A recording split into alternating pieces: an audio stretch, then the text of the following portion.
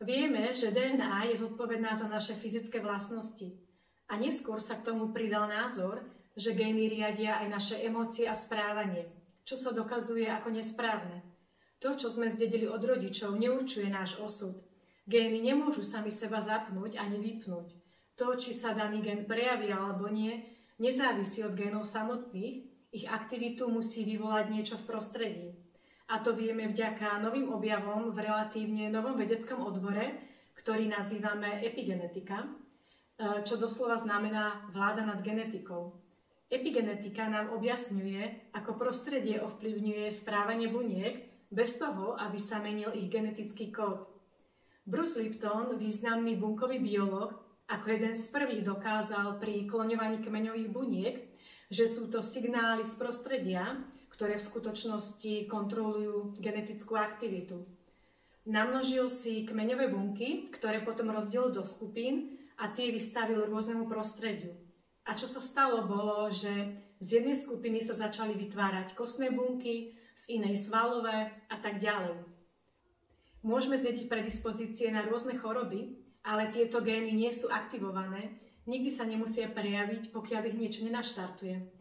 Bruce Lipton tvrdí, že iba okolo 2% všetkých chorôb je spôsobených jedným chybným génom.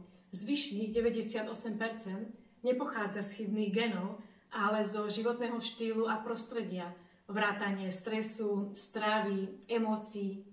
My sme tí, ktorí kontrolujú svoje gény, tým, ako vidíme svet, ako reagujeme na veci, čo si o sebe myslíme.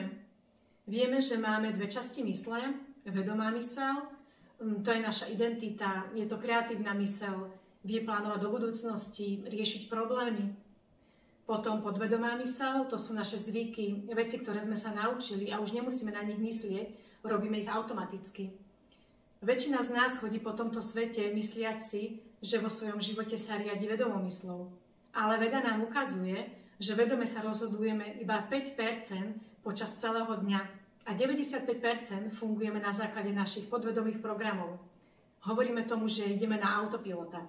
95% myšlienok máme tých istých, ako sme mali včera, ako sme mali pred rokom a niektorí z nás aj ako sme mali pred 10 rokmi. Vedomá myseľ sa vie učiť z čítania knihy, z počúvania podcastov a vy si poviete, wow, toto znie super.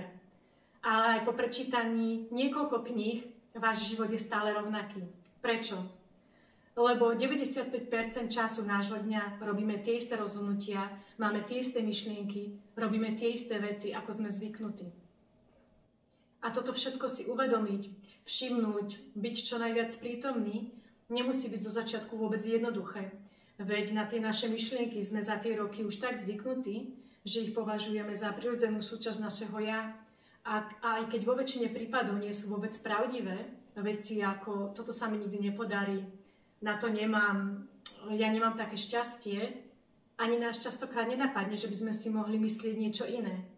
A vedieť sa vtedy zastaviť a povedať si, ako by som sa chcel cítiť, čo by som si chcel o sebe myslieť, ako by som chcel reagovať. A keď budeme toto opakovať, naša podvedomá myseľ sa to pomaly začne učiť a postupne sa to tiež stane zvykom.